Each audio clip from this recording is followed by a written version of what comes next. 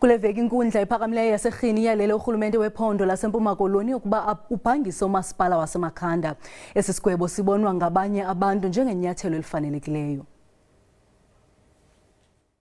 Lo masipala waseMakhanda soloko esematheni ngezizathu ezingancumisiyo.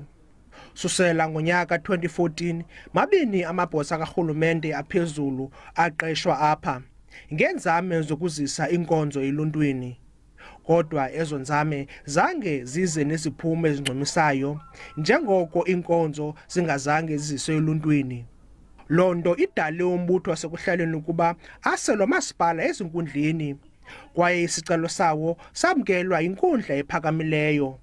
Unjingalwazi wakwidyunivesithi yaseRhodes uRosen Kruger uthi kubalekile ukuba umthetho ahlonitshwe kwaye ungenelela kwezobulungisa akuzokudala mpixano.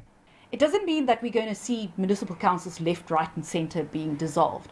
This is a very particular situation where there's a long history, there's a context of non-compliance with a recovery plan that is in place. Amagosa karhulumente aphezulu kweliphondo leMpuma Koloni athi aza kufaka amaphepha aphikisa Esisigwebo kwaye afuna inkonzo ziye eluntwini. Ngokusithetha imeko yapha yaMakhanda ibiseyibu-improve kakhulu kwinto ibikade yiyo, sabeka omeya abatsha, sabeka municipal manager nabanye abantu. So sicinga into okokuba ibe sisigqibo esi-unfortunate ke ngeli xesha, and sicinga uba nezinye izinto befana uba zijongiwe ezinye inkalo khange ziqwalaswe.